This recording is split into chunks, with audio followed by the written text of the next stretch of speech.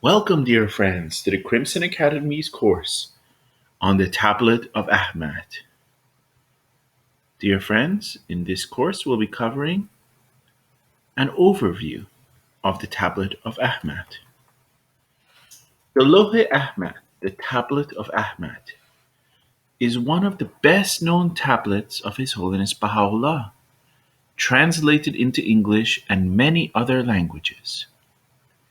It was revealed around 1865 in honor of Ahmad, a native of Yazd. A cursory glance at the original tablet makes it clear that His Holiness Baha'u'lláh wrote this before he was poisoned by Mirza Yahya. The life story of Ahmad is very interesting. An account of his life is recorded in the Annals of the Faith prepared by the Baha'i community of Ashgabat. According to this account, he lived to be 100 years old and died in the year 1902. In the unpublished history of the faith in the province of Yazd, Haji Muhammad Tahir Malmari has also written a brief account of Ahmad's life, and in it he states that Ahmad died at the age of 113. Probably one of the reasons for this discrepancy is that in an Islamic community people often did not know the date of their birth. There was no such thing as public registration of births. Some parents used to record the birth of their children privately, but the individual did not care about the date. He did not attach importance to his birthday, nor did he ever celebrate it. This attitude was due to the teachings of Islam, which taught man to be self-effacing and not to glory in himself. The only person whose birthday merited celebration was the Prophet of God. Ahmad was born into a rich and influential family in Yazd.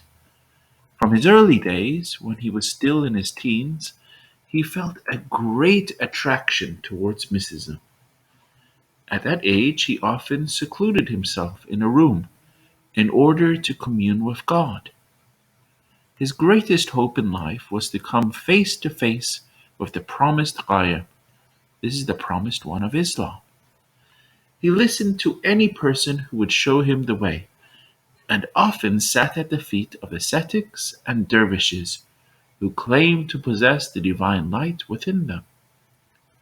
However, his father and the family, who were Orthodox Muslims, were perturbed by the way Ahmad was inclined towards mendicancy and asceticism.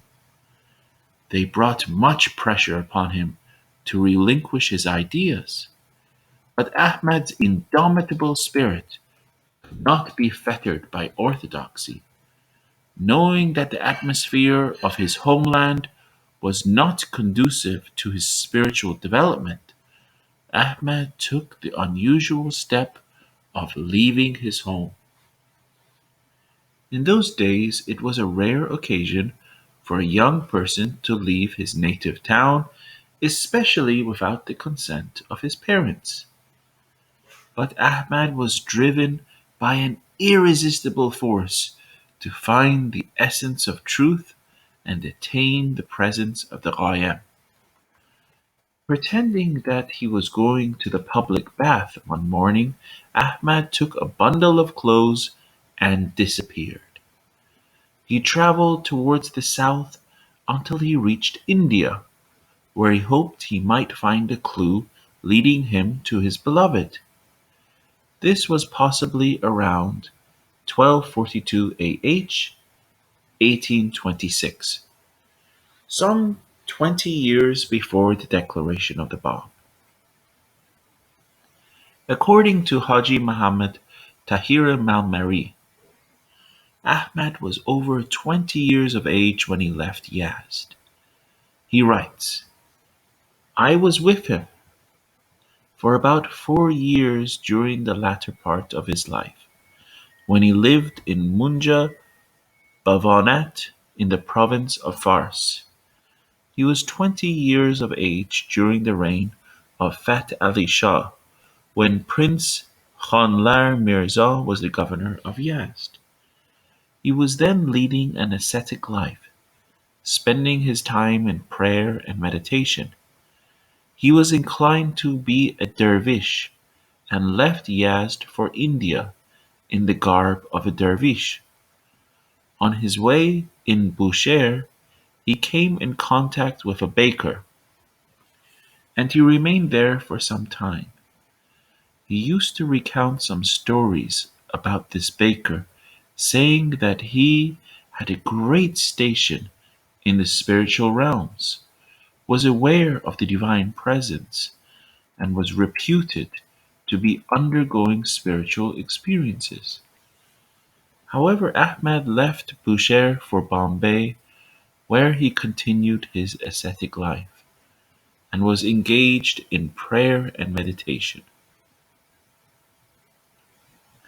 Ahmad has said that throughout these journeys he came in contact with many mystics, Sufis, and other leaders of thought, but he became disappointed and disillusioned. In spite of imposing upon himself a rigorous self discipline and carrying out many prayerful exercises, such as prostrating himself and repeating a certain verse of the Quran 12,000 times, he did not find the object of his quest in India. Dismayed and disheartened, he retraced his steps to Persia. He made his home in Kashan, where he married and worked as a hand weaver. Dear friends, the following is an extract from his spoken chronicle to some believers. Some time passed, and the news of the Bab from Shiraz reached many areas, including Kashan. A strong urge was created in me to investigate this message. I made inquiries through every channel until one day I met a traveler in the caravanserai. When I inquired of him, he said, "If you are a seeker of truth, proceed to Mashhad, where you may visit a certain Mullah Abdul Khalik Yazdi who can help you in your investigations." After hearing this, I set off on my journey. Early next day, I walked all the way to Tehran and from there to Mashhad. However, upon arrival, I became ill and had to convalesce for 2 months in that city. On recovering, I called at the home of Mullah Abdul Khalik and informed the servant that I wished to meet his master. I met the mullah and acquainted him with my quest. On hearing this, he became very angry with me and threw me out. However, I called again the next day, cried aloud, and implored him to guide me. When he saw I was earnest and steadfast in my search for truth, he then told me to meet him that night in the mosque of Qahar Shat, where he would put me in touch with someone who could tell me the whole truth. I went to the mosque in the evening, but after attending the prayers and listening to him preach, I lost him because of the crowds. The next morning, I arrived at his house and explained what had happened.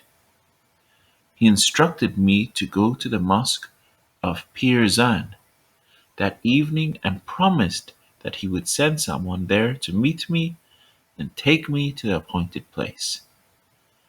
Guided by the man who met me in the mosque after walking some distance, I passed through a corridor into the courtyard of a house and went upstairs into a room. I saw a venerable figure who occupied the seat of honor. Mullah Abdul Khalik, who was standing at the door, intimated to me that this great man was the one he wanted me to greet. This was no less a person than Mullah Sadiqa Khorasani. After attending a few meetings, I was enabled to recognize and acknowledge the truth of the message of the Bab. Afterwards, Mullah Sadiq instructed me to return to my wife and family in Kashan and resume my work. He also advised me not to teach the faith unless I found a hearing ear. Thereupon I returned to Kashan and soon discovered that Haji Mirza Jani of Kashan was also a believer. The two of us were the only Babis in that city.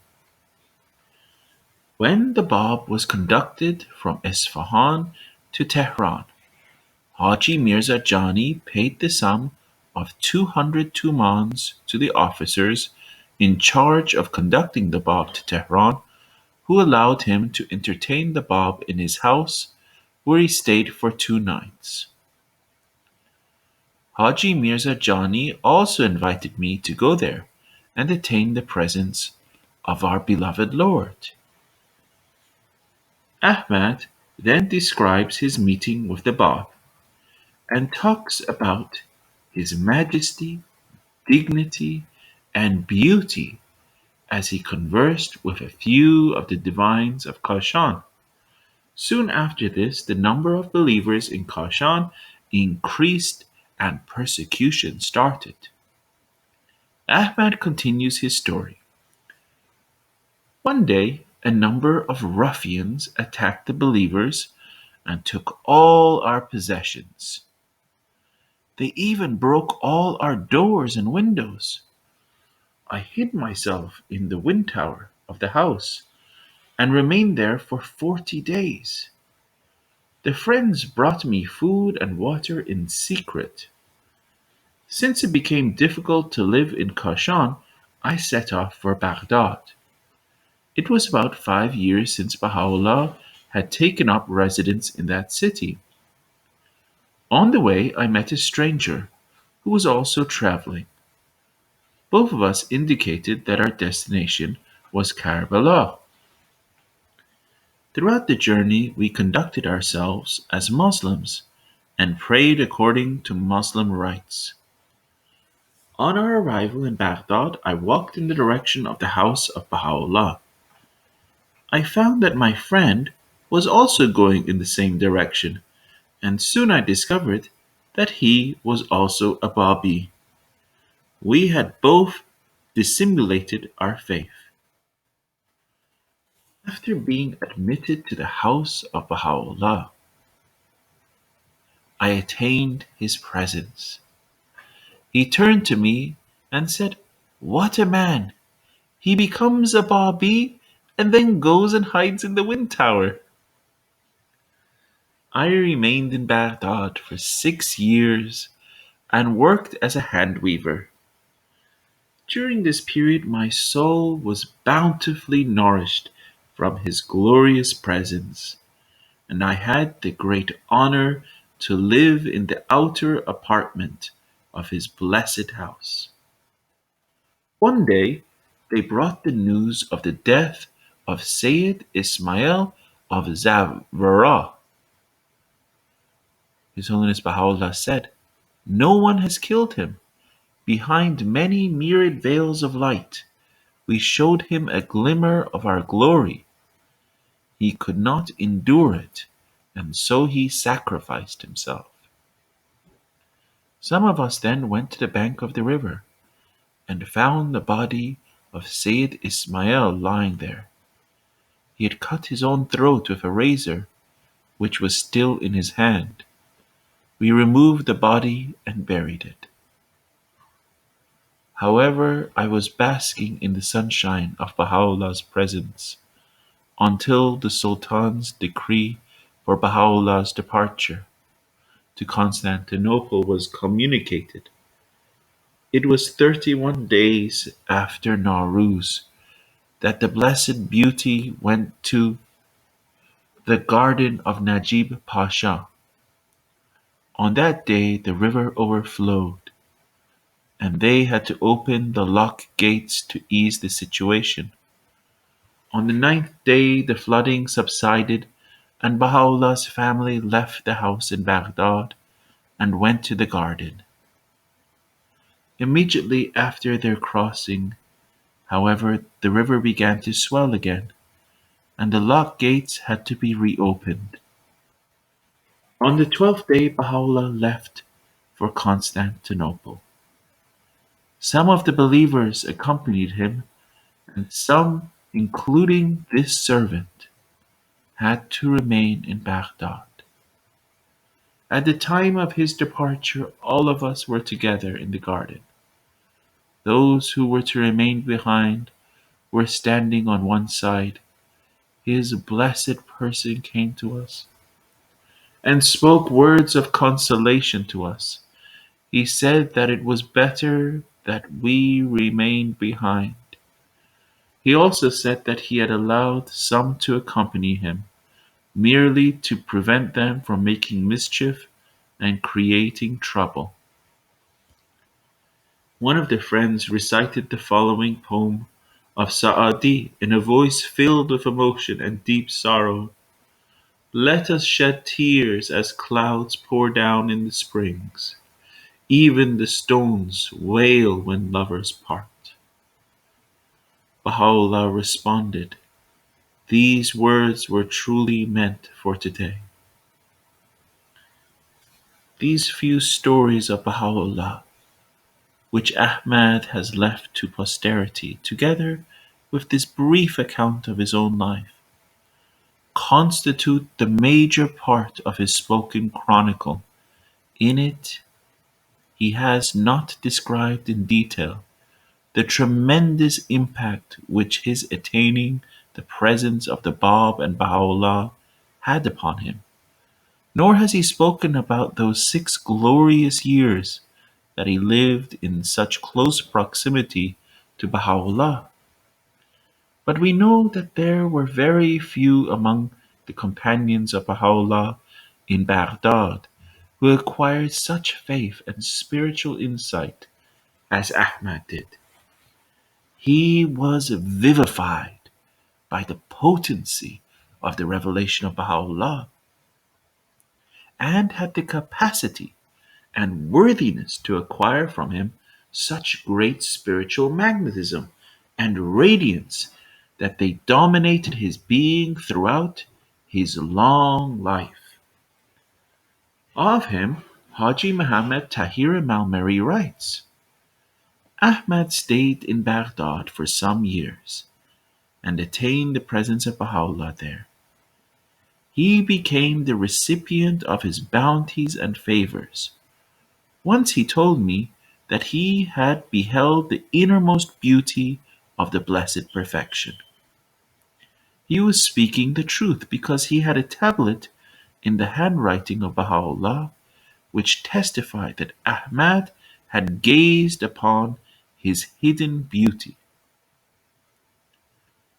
After Baha'u'llah's departure for Constantinople, Ahmad remained in Baghdad and served the faith in that city with great devotion. However, in his heart, he was longing to attain the presence of his Lord again. After some time, he could no longer bear to stay away, and so he set off for Adrianople. When he arrived in Constantinople, Baha'u'llah sent him a tablet which is now universally known as the Tablet of Ahmad. On reading this tablet, Ahmad knew what was expected of him. He surrendered his own will to Baha'u'llah, and instead of completing his journey to Adrianople and attaining the presence of his Lord, he returned to Persia with the sole purpose of teaching and promulgating the message of Baha'u'llah to the Baha'i community. Following the example of Munib and Nabil Azam, who were sent by Baha'u'lláh to teach his cause, Ahmad traveled extensively throughout Persia and gave the glad tidings of the coming of him whom God shall make manifest to many of the Babis. Through his dedicated efforts, a great many recognized the station of Baha'u'lláh and became his ardent followers. The Babi community at that time was in such a state of deprivation and perversity that sometimes the Babis showed hostility towards Baha'i teachers. In his spoken chronicle, Ahmad has recounted one such incident in Khorasan. He says, I left Tehran for Khorasan and spoke to many concerning the advent of him whom God shall make manifest.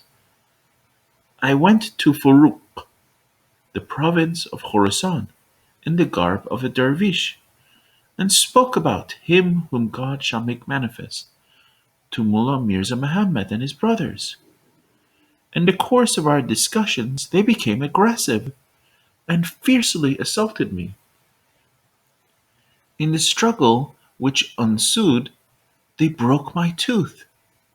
When the fighting had stopped and emotion subsided, I resumed the discussion, saying that the Bab had specifically mentioned that him whom God shall make manifest would appear by the name of Baha.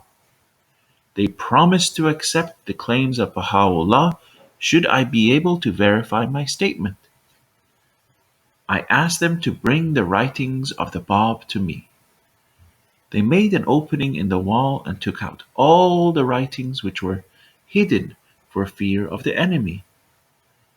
As soon as I opened one of them, we found a passage which indicated that he whom God shall make manifest would bear the name of Baha. They happily embraced the faith of Baha'u'lláh, and I left them and traveled to other towns. Dear friends, it is interesting to note that these brothers in Furuk became outstanding Baha'is, especially Mirza Mahmud Furuqi, the son of Mullah Mirza Muhammad. He was an heroic soul, an embodiment of faith and courage, and the indefatigable defender of the covenant of Baha'u'lláh. Concerning Ahmad and his latter days, Haji Muhammad Tahir al-Mari has written the following. For some time, Ahmad lived and worked in Kashan. The Tablet of Ahmad was revealed in his honor, and he used to carry with him the original tablet, which is in the handwriting of the Blessed Beauty. However, his wife died in Kashan, and his daughter was married to a man who held the post of Saghar Bashi, the water supplier to the court of Nasiruddin Shah in Tehran. Soon after this, he went to Shiraz and then to Neris, where he married again and lived in the area for about 20 years.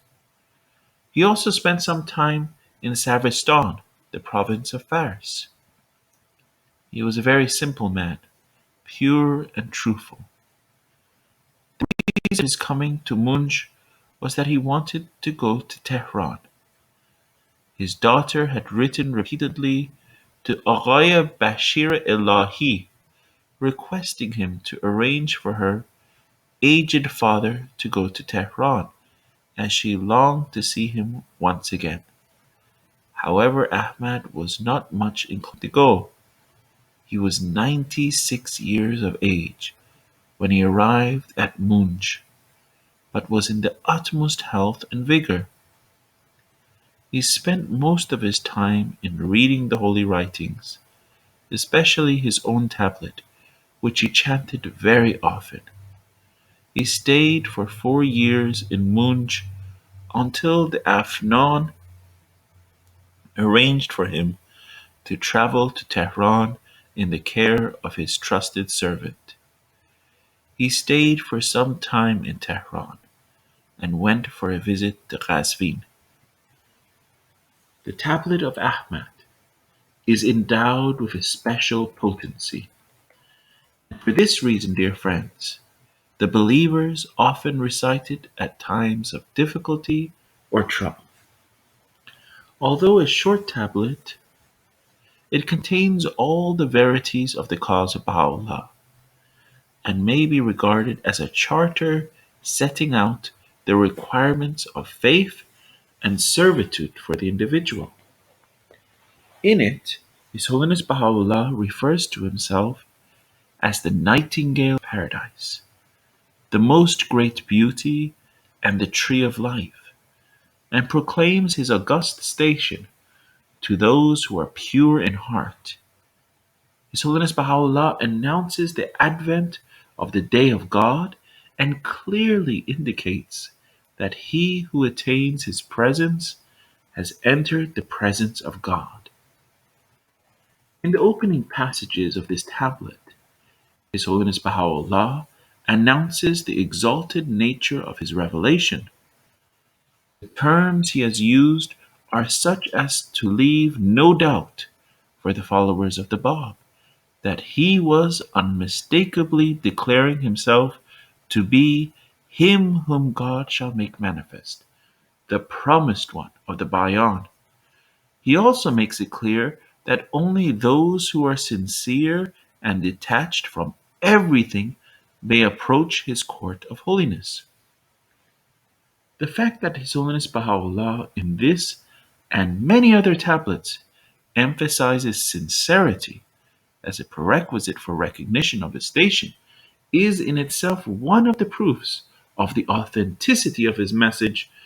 In the presence of God, there is no room for hypocrisy and deceit. In the same way that light dispels darkness, the power of truth rejects falsehood. However, through his mercy, God shows forbearance in order that the unfaithful have the opportunity to mend their ways. For years, His Holiness Baha'u'lláh tolerated the companionship of some insincere and perfidious men with such magnanimity and grace that they all felt at ease in his presence. Haji Mirza Haidar Ali, in his soul-stirring book of Reminiscences, The Delight of the Hearts, has recorded what Baha'u'lláh has said on this subject in Akka. He, His Holiness Baha'u'lláh, then said, "If people had eyes to see, they would not confuse the signs of God with those of others.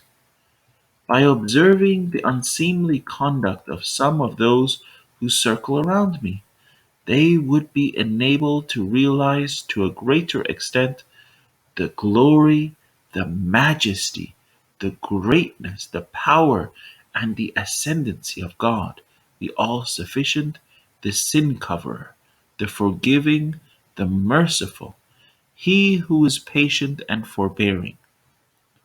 We hear lies, but we conceal them and remain silent. Then the people who lie think that we have believed their words and that they have managed to confuse the issue in our presence." In a tablet to a certain Muhammad Ali, Baha'u'lláh reveals the following: "I swear by the beauty of the well-beloved. This is the mercy that hath encompassed the entire creation. The day whereon the grace of God hath permeated and pervaded all things. The living waters of my mercy, O Ali, fast pour down, and mine heart is melting with the heart of my tenderness and love. At no time have I been able to reconcile myself to the afflictions befalling my loved ones, or to any trouble that could becloud the joy of their hearts.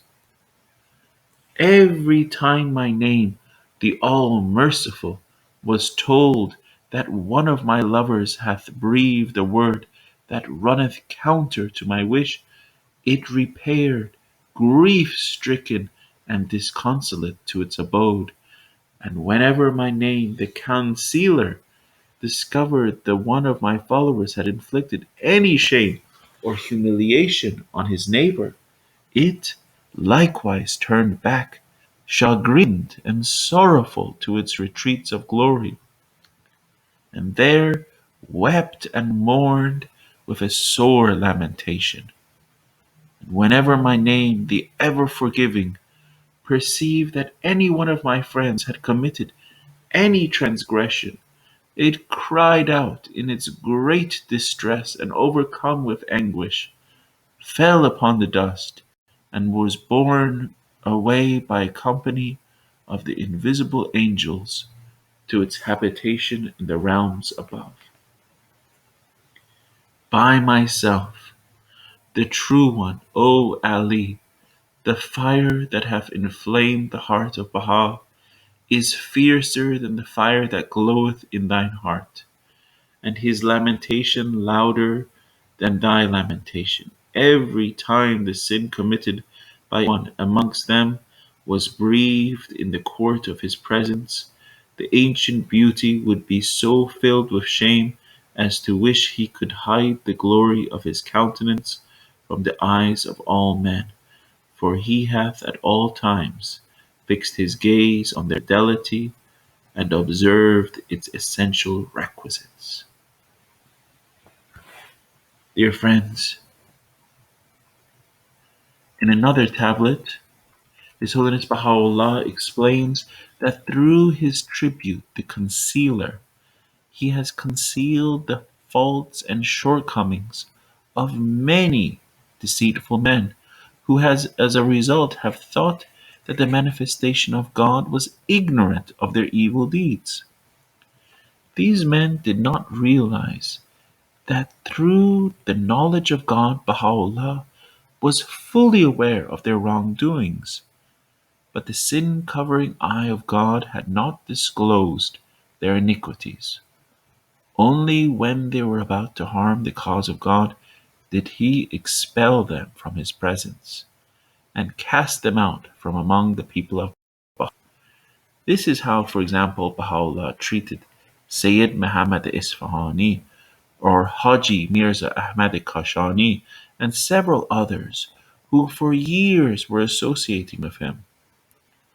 Otherwise, their insincerity was so obvious that even Baha'u'llah's faithful companions had noticed it.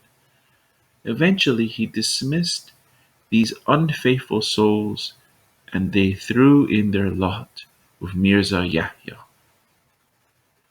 There were others who remained in the faith for several decades, although from the beginning it became clear to many they were corrupt and sinful men.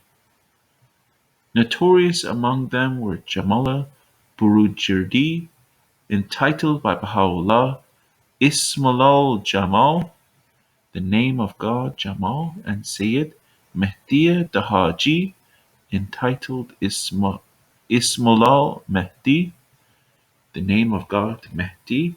For many years, these ambitious and deceitful men were foremost among the teachers of the faith, and their fame spread throughout the community. However, their hypocrisy was known to those who were close to them. Baha'u'lláh concealed their faults, revealed many tablets for each of them, exhorted them faithfulness and ability, and with forbearance and magnanimity overlooked their shortcomings. However, he admonished them for some of their actions which were harmful to the faith.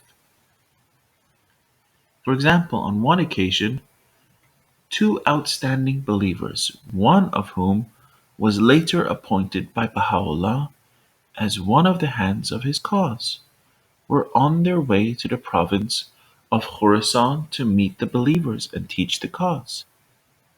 Jamala Burujirdi became highly jealous of these two men.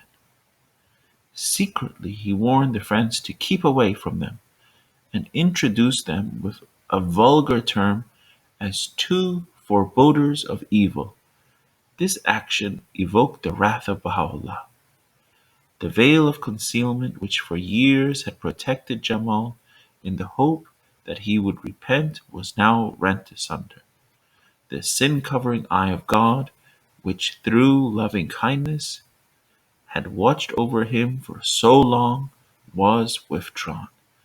In a wrathful tablet, His Holiness Baha'u'lláh condemned the actions of Jamal and severely rebuked him for his behavior. Jamal, however, survived this great blow, which for a time shattered his prestige and reputation among the friends. He was a master of hypocrisy and soon managed to regain his position as one of the renowned teachers of the faith in the community. After the ascension of Baha'u'lláh, Jamal and Sayyid Mahdi both broke the covenant and rebelled against Abdul Baha. They and their supporters tried very hard to bring divisions in the faith, but were utterly confounded by the power of the covenant and soon perished. In the Tablet of Ahmad, His Holiness Baha'u'lláh pays a moving tribute to the Bab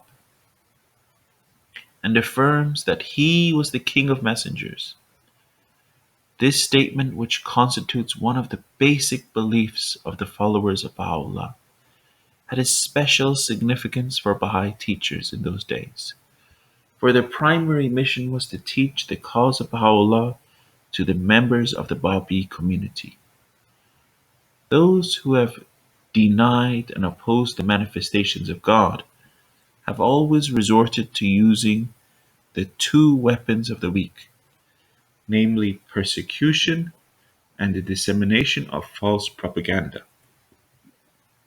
Certainly, some of the Babis who had rejected the cause of Baha'u'lláh used the second weapon and spread false accusations that the Baha'is had no regard for the Bab. Such preposterous claims were designed to poison the minds of simple-hearted people.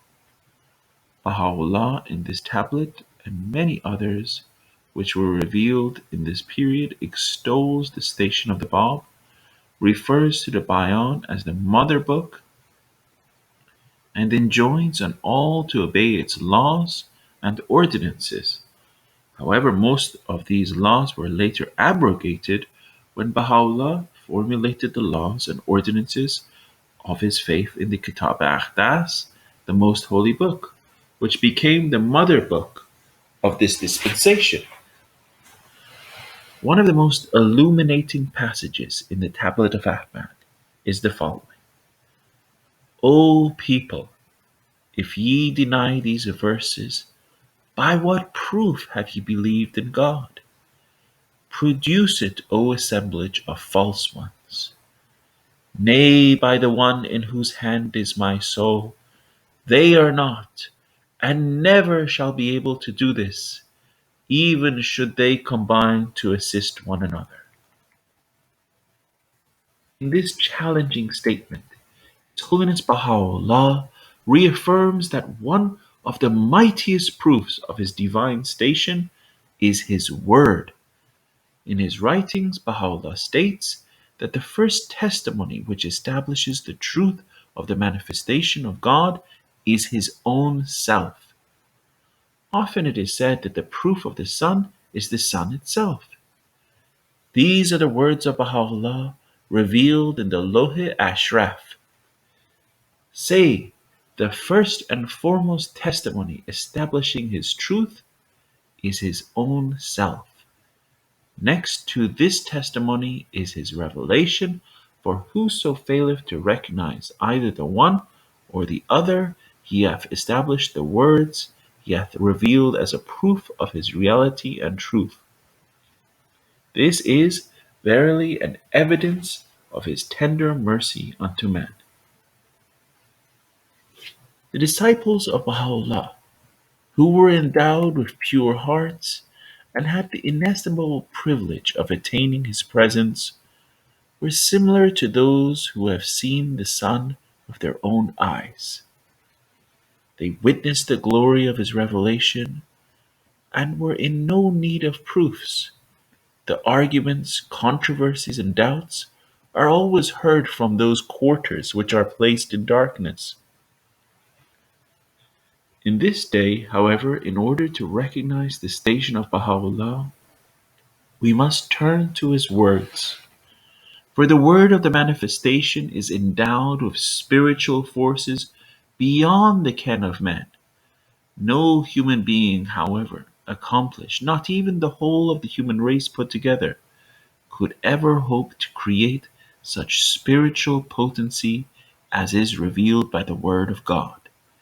Indeed, one of the differences between the Word of God and the Word of man is that the former derives its power from the worlds of God, is creative, and penetrates deep into the hearts of men, while the latter pertains to the world of creation.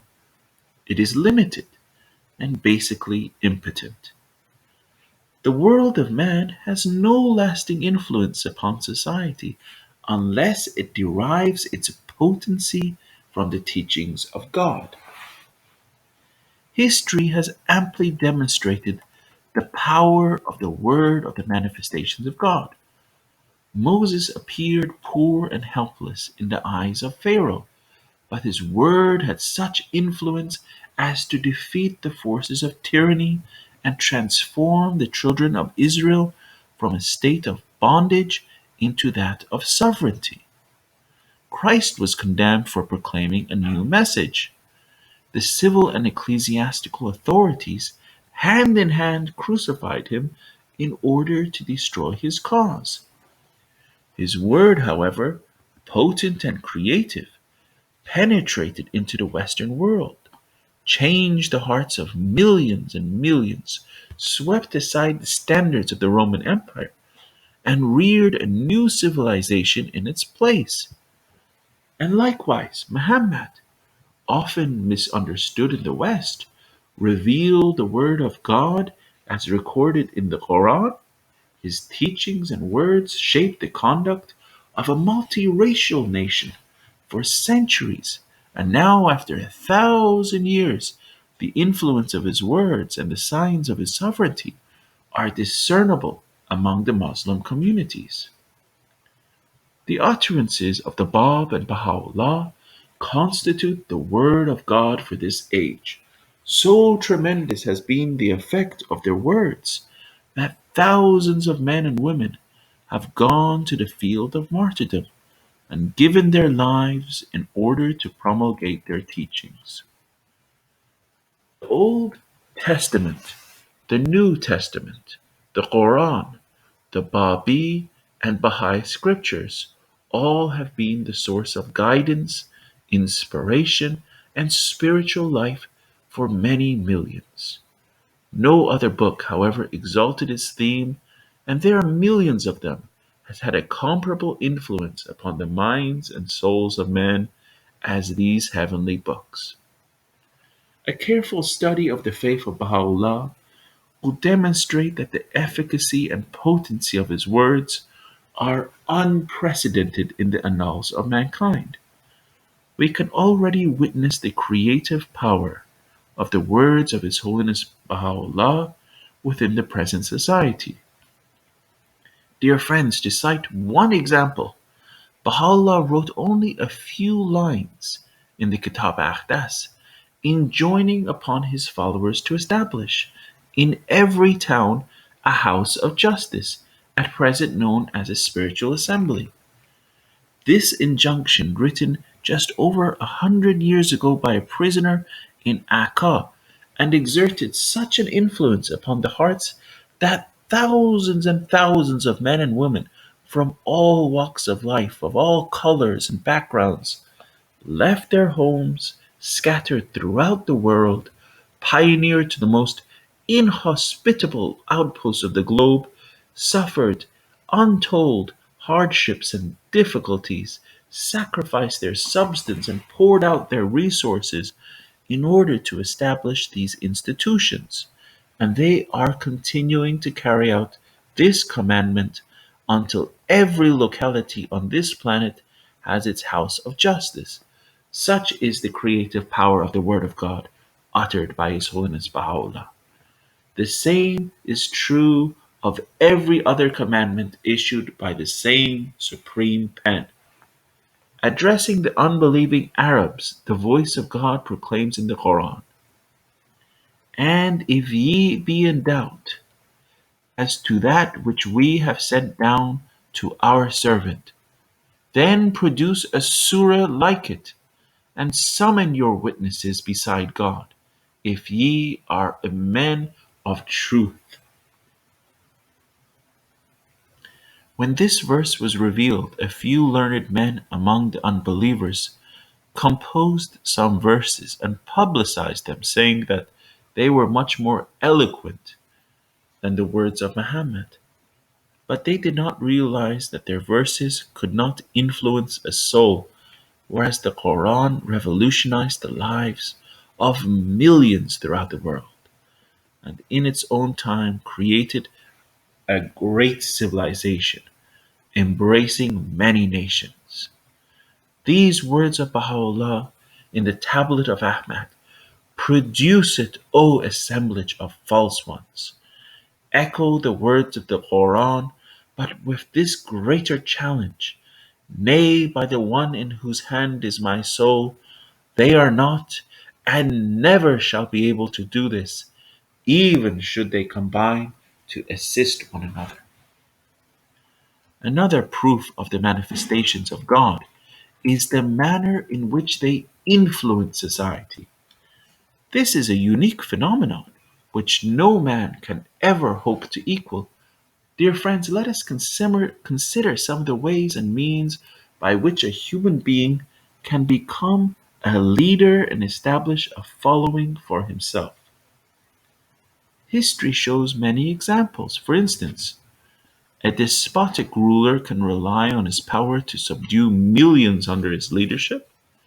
People will rally around him as long as he remains in power, and once he is gone, the whole system collapses and his followers are dispersed. Similarly, a man of wealth and affluence who is willing to bestow his riches upon the people may emerge as a leader. As soon as his support is forthcoming, there will be many who will cluster around him. A person with social popularity and prestige may find himself becoming the center of attraction for some admirers.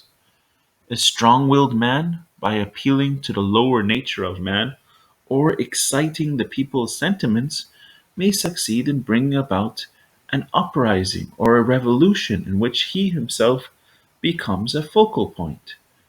Another category worth mentioning is the religious leader who leads by teaching his congregation what they already believe.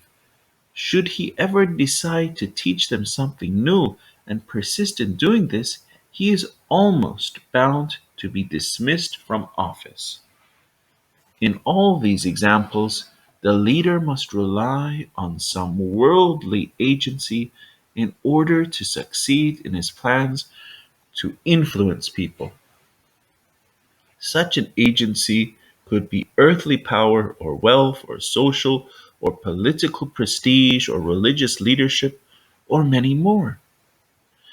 The manifestation of God, however, lacks all these material forces. Let us take the example of His Holiness Christ. When he appeared and manifested his cause among the Jews, he did not have earthly power or wealth by which he could influence his followers because of the circumstances of his birth. He did not have any social standing in the community. He was not promoting his cause by appealing to the lower instinct of man, nor was he a religious leader preaching the established religion of the time. On the contrary, he was teaching a new faith. During the 3 years of his ministry, he suffered persecution and in the end was crucified.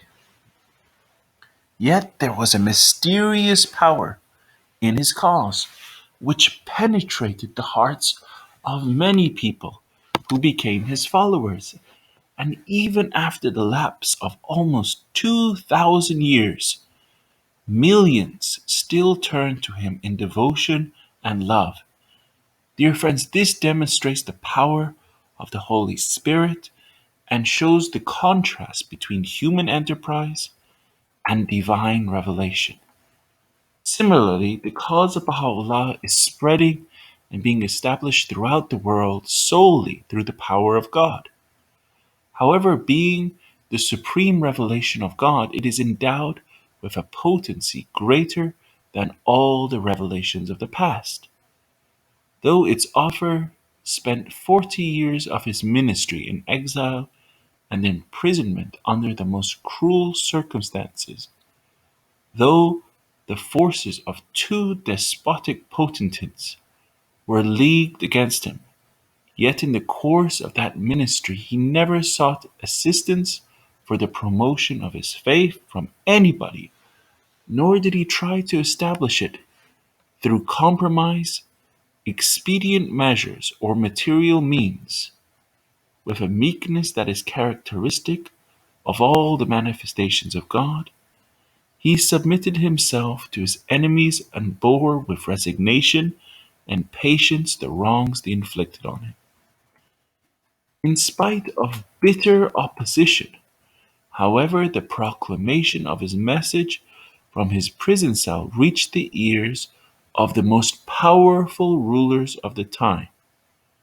The light of his faith projected itself during his lifetime to 13 countries on the Asiatic and African continents. That light is now diffused over the entire surface of the earth. His teachings have become the spirit of the age, and the institutions of his world order designed to bring about the oneness of the human race on this planet are rising throughout the world. Dear friends, all these achievements, foreshadowing the future triumph of the cause of Baha'u'lláh and its establishment in the fullness of time as the all encompassing religion for mankind, have come about through the power of Baha'u'lláh, which is born of God, while the forces of this world work against him. Every religion has a period of validity during which it exerts a great influence upon humanity and brings about spiritual and material development, especially for those who have embraced it. The word of the founder of that religion influences the hearts of people, and his teachings can be put into practice. But when a new manifestation of God appears, the former religion becomes ineffective. Its influence wanes, and its creative power diminishes. Its message no longer moves the heart, and its teachings cease to be practical. For God has imparted to the new revelation the validity, inspiration, and influences which will lead humanity to a further point in the course of its development. Dear friends, the following verse in the Quran clearly indicates that for every religion there is a time of birth and a time of death. Unto every nation there is a prefixed term. Therefore, when their term is expired, they shall not have respite for an hour, neither shall they be anticipated. And this is from the Quran, the 7th chapter, verse 34. In this day, the power of God and his mighty revelation animates the cause of Baha'u'lláh, endowing it with a world vitalizing spirit, which, unaided by any earthly agency, diffuses its light over the entire surface of this planet and builds the foundations of a universal order for the advancement and spiritualization of the entire human race. Dear friends, in the Tablet of Ahmad, His Holiness Baha'u'lláh reveals, "Verily, he who turns away from this beauty hath also turned away from the messengers of the past, and showeth pride towards God from all eternity, to all eternity. This statement reaffirms one of the fundamental verities of the faith of God, that divine revelation is progressive, the latest manifestation of God, embodying within his revelation the essence of all past revelations. This is similar to a human being who contains within himself, at every stage in his life, those qualities and attributes which he had previously acquired. Through the potency and inspiration of his words, His Holiness Baha'u'lláh instilled in Ahmad a tremendous power of faith and detachment. He conferred upon him the capacity and strength to become as a flame of fire to his enemies and a river of life eternal to his loved ones. Dear friends, water and fire have different characteristics. Water gives life, enabling things to grow, whereas fire, while burning away objects which are perishable, creates warmth and incandescence in solid materials. The love of Baha'u'lláh, once implanted in the heart of the believer, needs to be nourished and watered. On the other hand, the evils of hate and animosity which have been embedded in the hearts of the enemies must needs be consumed with the fire of the love of God, so that those who are sincere may acquire the radiance and warmth of faith. Ahmad and other distinguished teachers of the faith who traveled throughout the land and performed this function, they enthused the believers, raised their spirits, and vivified their souls with the life-giving waters of the cause of God. On the other hand, they appeared as a flame of fire to the enemies of the cause. Baha'u'lláh has made similar exhortations in writings. For example, in a tablet, the Attar, the mother of Attar, he writes and counsels her not to associate with those who have denied his cause and risen against him. But if ever she met them, she should appear as the fire of God, so that they may and might feel the warmth of her love towards her Lord. And in another tablet, he urges a certain believer to burn with the fire of the Word of God the hearts of those who have denied him and turned aside from his cause. Statements such as these should not be taken literally. Baha'u'lláh never taught his followers to act aggressively towards others. But there is an invisible power, a spiritual dynamism in the cause of God, which removes every obstacle in its path and shatters the forces of its enemies. Some of Baha'u'llah's disciples were endowed with this power. Their tongues were as swords tearing asunder those hearts which were filled with animosity towards the Blessed Beauty. Through the potency and fire of their utterance, these heroic souls burned away the veils of prejudice and hatred and overwhelmed the forces of the unfaithful who had arisen to subvert the edifice of the cause of God. In a tablet which was revealed for Haji Mirza Ahmad of Kashan, His Holiness Baha'u'lláh exhorts his servants in these words: Be ablaze as the fire, that ye may burn away the veils of heedlessness, and set aglow through the quickening energies of the love of God the chilled and wayward heart. Be light on and untrammeled as the breeze, that ye may obtain admittance into the precincts of my court, my inviolable sanctuary. Faith in God and steadfastness in his path are relative terms. The strength of a weak person is considered weakness for a strong man. To the saint, The love and devotion of the insincere towards God is nothing but profanity. Therefore, the measure of faith varies with the individual. Baha'u'lláh in his tablet has summoned Ahmad to attain the highest degree of faith. His exhortations to him are designed to lead him and others to the summit of steadfastness and courage. It is difficult to visualize that God may require a higher degree of steadfastness and faith than that demanded by Baha'u'lláh in these words.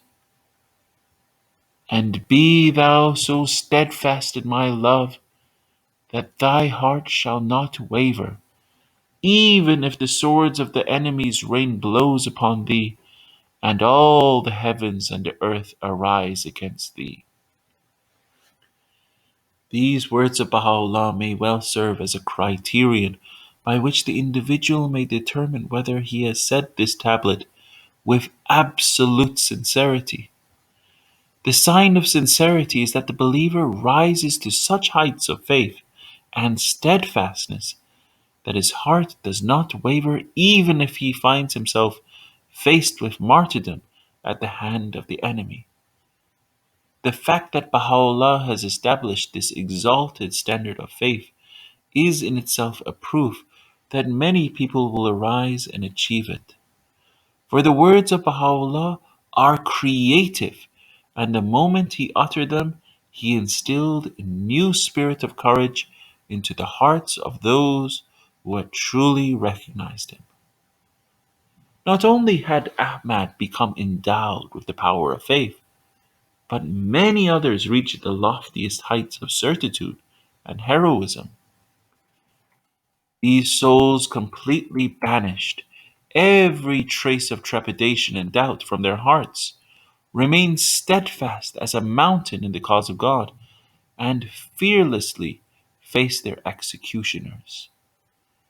Dear friends, to cite one example, let us recount some of the events leading to the martyrdom of one of the outstanding followers of Baha'u'lláh, Haji Abdullah Majid Nishapuri, who became the embodiment of faith and detachment. He was the father of Agha Buzurg, entitled Badi, who at the age of 17 attained the presence of Baha'u'lláh in the barracks of Akka, delivered the tablet of Baha'u'lláh to Nasruddin Shah, and was consequently put to death by his men. Haji Abdullah Majid, addressed by Baha'u'lláh as Abba Badi, the father of Badi, embraced the faith during the ministry of the Bab. He was among those early believers in the province of Khorasan, taught by Mullah Hussein Bushrawi. He took part in the struggles at Sheikh Tabarsi and was one of the survivors of that bloody upheaval. On his way to the fortress, Abba Badi, who was a wealthy man, was also the first to obey the exhortation of Mullah Hussein, calling on his companions to discard their earthly possessions and leave behind everything except their swords and horses. He flung by the roadside a satchel full of turquoise, which was worth a fortune. When the news of the declaration of Baha'u'lláh reached him, Abba Badi joyously acknowledged his station and with great devotion spent his days in serving his cause. In 1876, at an advanced age, longing to attain the presence of Baha'u'lláh, he traveled to Akka, where he basked in the sunshine of his glory. He has left to posterity the following spoken chronicle concerning one of his memorable interviews with Baha'u'lláh. One day, I had the honor to be in the presence of the Blessed Beauty when he was talking about Badi, who had attained his presence carrying his blessed tablet to Tehran for Nasruddin Shah and won the crown of martyrdom. As he was speaking, my tears were flowing profusely, and my beard became wet. Baha'u'lláh turned to me and said, Abba Badi, a person who has already spent 3/4 of his life should offer up the remainder in the path of God. I asked, Is it possible that my beard, which is now soaked in my tears, may one day be dyed crimson with my blood? The Blessed Beauty replied, God willing. Abba Badi returned to his native land of Khorasan, his heart glowing with the fire of the love of Baha'u'lláh, and his soul radiant with the light of his glory. He used to attend the gatherings of the friends at Mashhad, where he enthused and encouraged them to steadfastness in the cause of God, and also read to them passages from the Kitab Aqdas, the first copy of which he had brought to Khorasan. One of the subjects he often discussed was then imminent fulfillment of the prophecy of Baha'u'lláh concerning the downfall of Sultan Abdullah Aziz mentioned in the tablets of Rais and Fuad. He spent most of his time transcribing the tablets of Baha'u'lláh. The enthusiasm with which Abba Badi taught the faith soon aroused the animosity of the enemies of the cause. Foremost among them were his own brother and sister, who reported his activities to a certain mujtahid, Sheikh Muhammad Taghi Buj Nurdi. They informed him that their brother, a Babi for many years, had been one of the disciples of Mullah Hussein, and had fought at Sheikh Tabarsi, and that his son had been put to death by order of the Shah. They disclosed all his activities, including his recent visit to Baha'u'lláh and his open teaching of the Bahá'í Faith.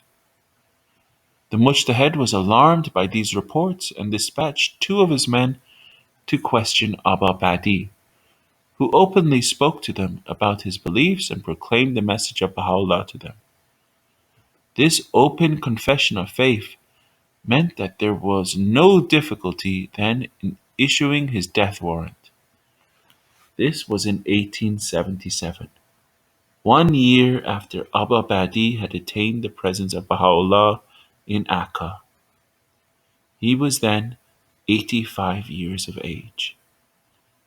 As the machinations of the clergy and the people were beginning to bear fruit, an implacable enemy of the cause, Sheikh Muhammad Baqir of Isfahan, stigmatized by Baha'u'lláh as the wolf, arrived in Mashhad and played a major part in this heinous crime.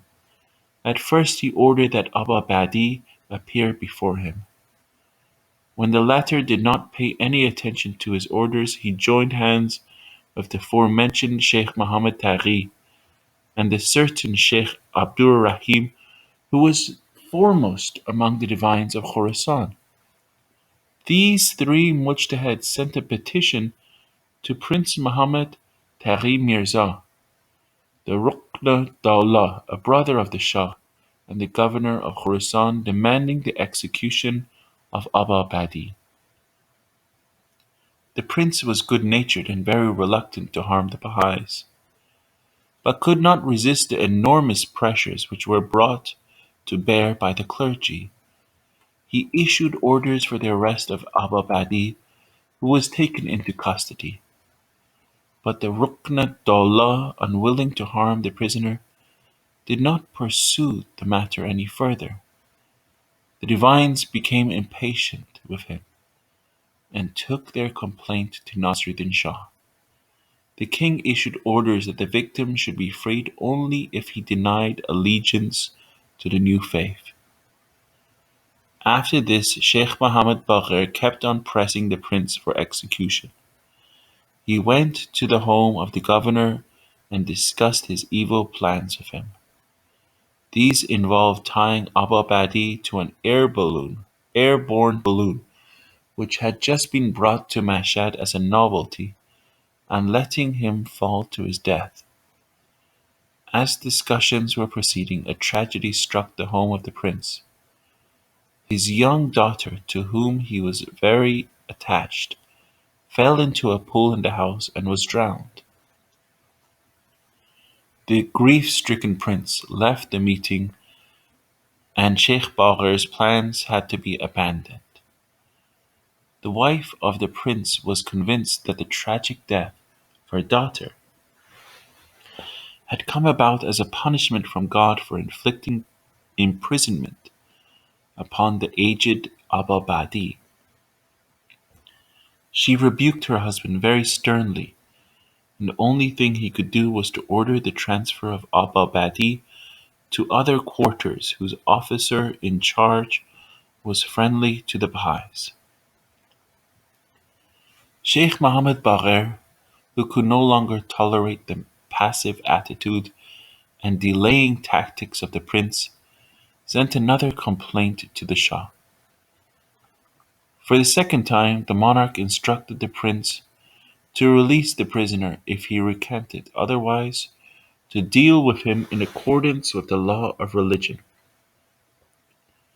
The prince, who was very anxious to save Badi from execution, sent two prominent men to talk to him and induce him to recant his faith. One was Mirza Said Khan, the former Minister of Foreign Affairs. The other was Prince Abul Hassan Mirza, the Sheikhu Rais, who was a follower of Baha'u'lláh. These two men pleaded with him on behalf of the governor that for his own protection he should make a statement that he bore no allegiance to the cause. Only then would the governor be able to defend his case and save his life. They explained to him that there was no other way because the hands of the governor were tied and he could do nothing else to avert this situation. Badi stood firm and resolute. He could not barter his faith for this transitory world. The love of Baha'u'lláh had so magnetized him that there was no fear in his heart. He told them to convey to the Rukn Dawlah that he could neither recant nor dissimulate his faith, and that he would be prepared to give his life if necessary. The governor did not give up. He persevered in his plan to induce Badi to recant. He is reported to have sent about 12 men at different times, all of whom were reckoned among the dignitaries of the province of Khorasan, to persuade him to change his course of action. But they all failed. One of these men reported that instead of paying heed to the exhortations of the Rukn Dawlah, Badi was engaged in teaching him the faith of Baha'u'lláh. Eventually the end came. The prince had no choice but to carry out the wishes of the clergy, and therefore issued orders for the execution of Badi. One day before his martyrdom, Badi asked a certain believer, Khadija Khanum, who used to visit him every day in jail, and was a link between him and the believers, not to come again, for he knew that the next day was to be his last in this world. He had a dream that they brought a horse on which to take him away. He mounted the horse, but when he arrived at the Maidan Arq, a public square at Mashhad, he fell from the horse. He told Khadija Khanum that this public square would be the scene of his martyrdom.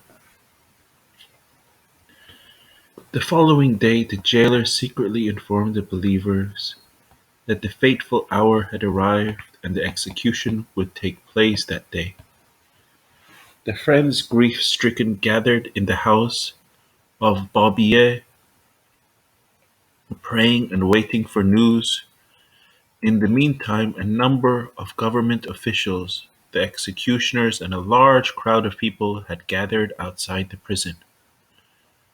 After a few hours, the old but imposing figure of Abba Badi emerged from the prison.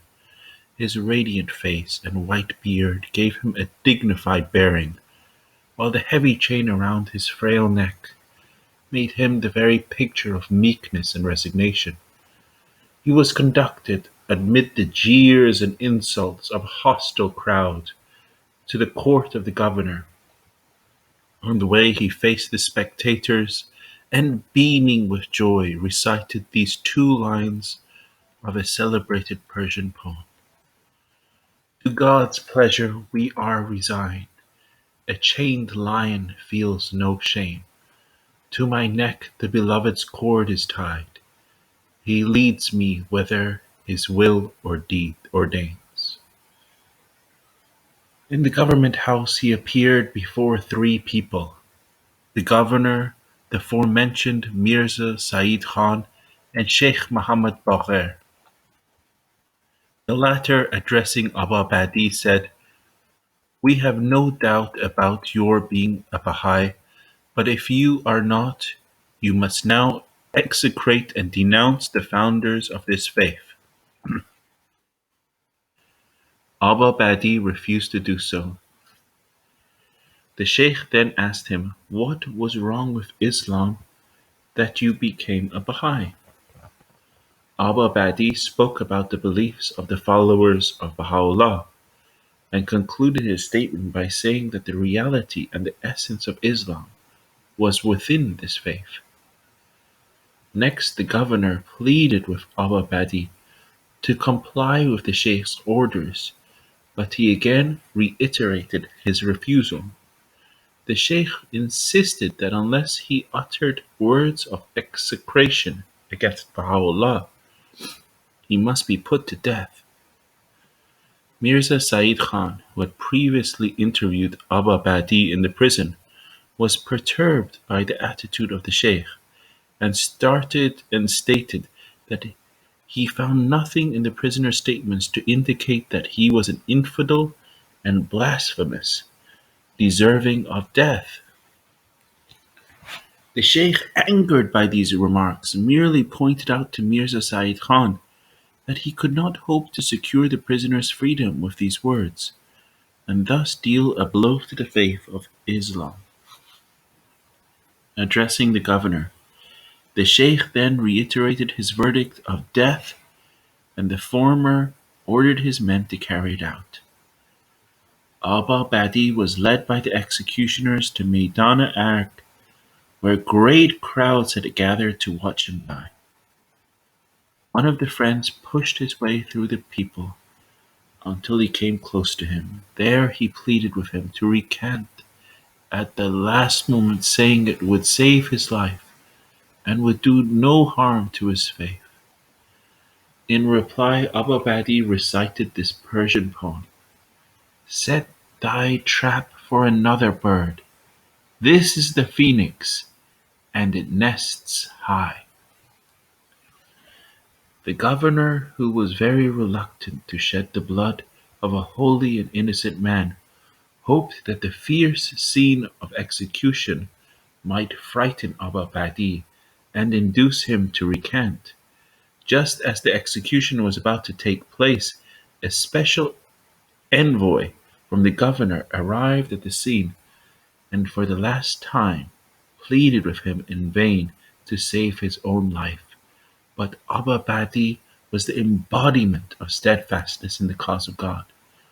Neither the clamor of the people, their insults and persecutions, nor the dreadful sight of the executioner, who stood dagger in hand beside him, were able to deter him from the path of God.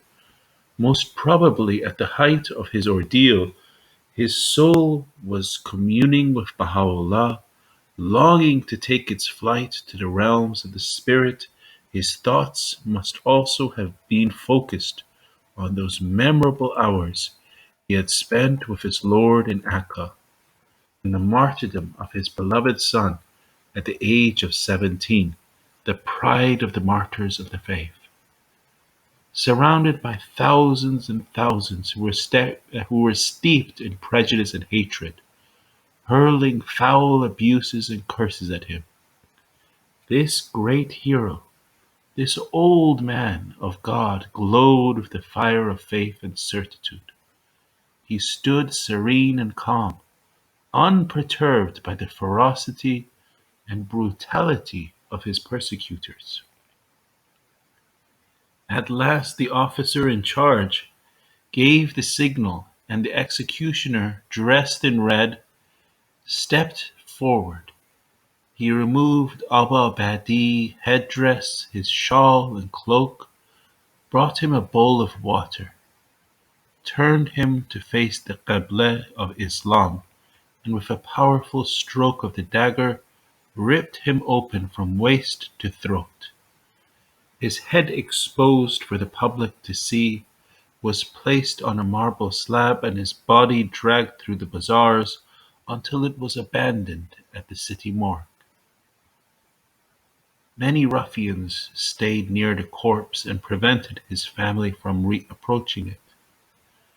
His inconsolable daughter, the sister of Badi, with tears streaming from her face, and holding her baby son in her arms, stood for hours at a distance, along with her husband, in order to visit the battered remains of her illustrious father.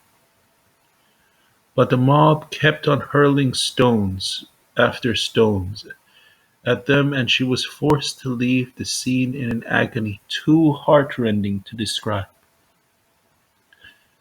The believers who were watching these developments with great concern worked out a plan to rescue the remains of Badi, since his body was placed in the morgue in front of the mosque of the two Sunnis. It was only natural for a Sunni to remove it.